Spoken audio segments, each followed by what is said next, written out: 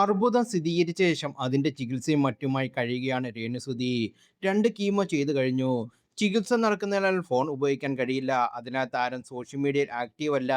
വല്ലപ്പോഴും ഭക്തിഗാനങ്ങൾ ആലപിച്ച് പോസ്റ്റ് ചെയ്യും.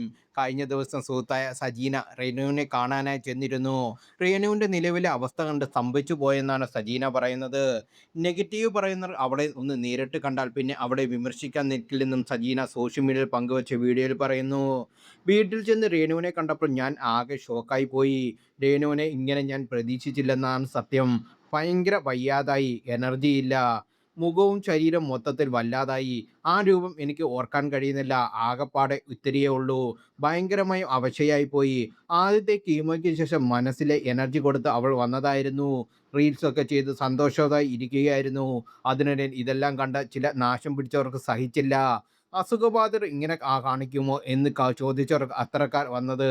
മനസ്സിലെ കട്ടി കൊണ്ടും അസുഖം മൂലം ശരീരത്തിൽ വന്ന വ്യത്യാസങ്ങൾ അംഗീകരിക്കാൻ പറ്റാത്തത് കൊണ്ടും ആക്റ്റീവായി നിന്ന് അവൾ വീഡിയോ ചെയ്തു.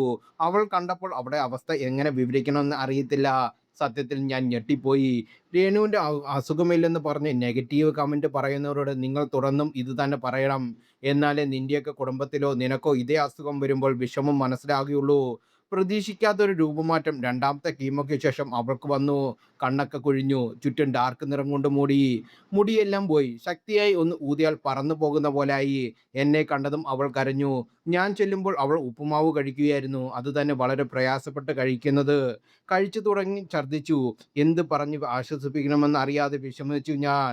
ഞാൻ വരും ഷോർട്ട് ഫിലിം ആൽബമൊക്കെ ചെയ്യണം എന്ന് അവൾ പറഞ്ഞു കരഞ്ഞു. അസുഖത്തിൻ്റെ കാഠിന്യം അവളിൽ വലിയ മാറ്റമുണ്ടാക്കിയിരിക്കുന്നു. നെഗറ്റീവ് പറയുന്നവർ അവളെ ഒന്ന് നോക്കി പോയി കാണണം.